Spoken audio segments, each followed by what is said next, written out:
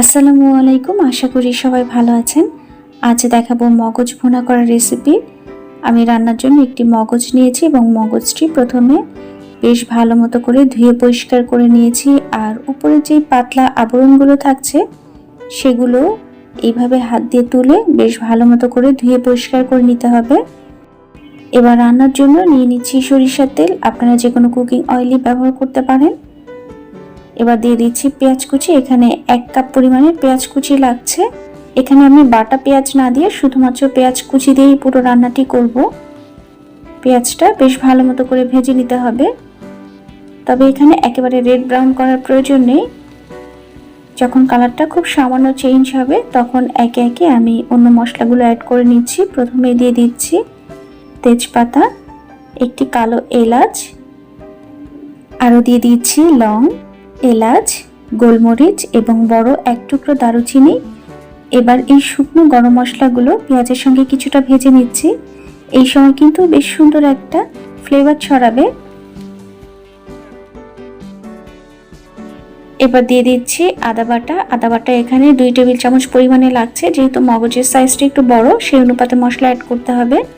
1 table চামচ পরিমাণে রসুন বাটা দিয়ে কিছুটা ভেজে নিচ্ছি।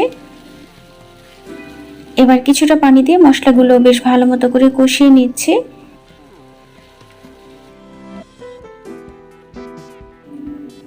আদা রসুন এই পেঁয়াজের সঙ্গে কিছুটা ভেজে এবার দিয়ে দিচ্ছি হলুদ গুঁড়ো, মরিচ গুঁড়ো, ঝালটা অবশ্যই যার যার পছন্দ মতো, ধনিয়া গুঁড়ো এবং জিরার গুঁড়ো। আমি ধনিয়া, জিরা এবং মরিচ 1 চামচ করে দিয়েছি। আরও দিয়ে দিচ্ছি স্বাদ মতো লবণ। এবার পুরো মশলাই বেশ ভালো মতো করে কষাতে হবে। আর যে কোনো রান্নায় মশলা ভালো মতো করে কষালে রান্না খেতে ভালো হয়। একটু সময় নিয়ে এই মশলাগুলো কষিয়ে নিতে হবে। যখন মশলাগুলো বেশ ভালো মতো ভাজা ভাজা হয়ে যাবে এবং তেলও উপরে উঠে আসবে তখন মগজগুলো দিয়ে দিতে হবে। আর রান্নার সুবিধার্থে মগজগুলো আমি কিছুটা কেটে ছোট করে দিয়েছি। এতে করে রান্নার সময়টাও কম লাগবে এবং মগজের মধ্যে মশলাটাও বেশ তাড়াতাড়ি ঢুকে যাবে। এবার মগজগুলো এই মশলার মধ্যে বেশ ভালো মতো নেড়ে চেড়ে কিছুটা কষিয়ে নিচ্ছি। এবার মগজের মধ্যে দিয়ে দিচ্ছি পানি। এখানে 1 কাপ পানি দিলেই যথেষ্ট, কারণ মগজ সিদ্ধ হতে খুব বেশি সময় লাগে না।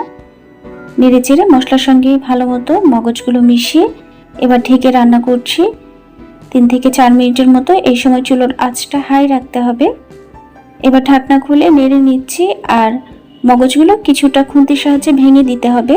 আর মাঝখানে কিন্তু 2-1 বার মগজগুলো নেড়ে নিতে হবে, কারণ দেখা যায় মগজটা অনেক সময় নিচে পোড়া লেগে যায়। এবার ফ্লেভারের জন্য কিছু কাঁচামরিচ অ্যাড করে দিচ্ছি।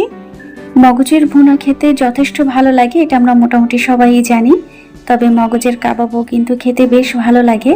এর একটি ভিডিও আমার চ্যানেলে দেয়া আছে, আমি সেই লিঙ্কটি ডেসক্রিপশন বক্সে দিয়ে দিব, চাইলে দেখে আসতে পারেন।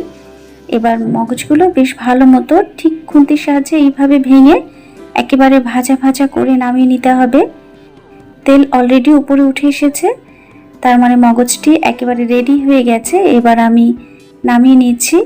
তৈরি হয়ে গেল সুস্বাদু মগজ ভুনা। আশা করি আজকের আমার এই রান্নাটি আপনাদের ভালো লেগেছে। আর এতক্ষণ আমার সঙ্গে থাকার জন্য ধন্যবাদ সবাইকে। নিজের যত্ন নিন, পরিবারেরও যত্ন নিন। ভালো থাকবেন সবাই। আল্লাহ হাফেজ।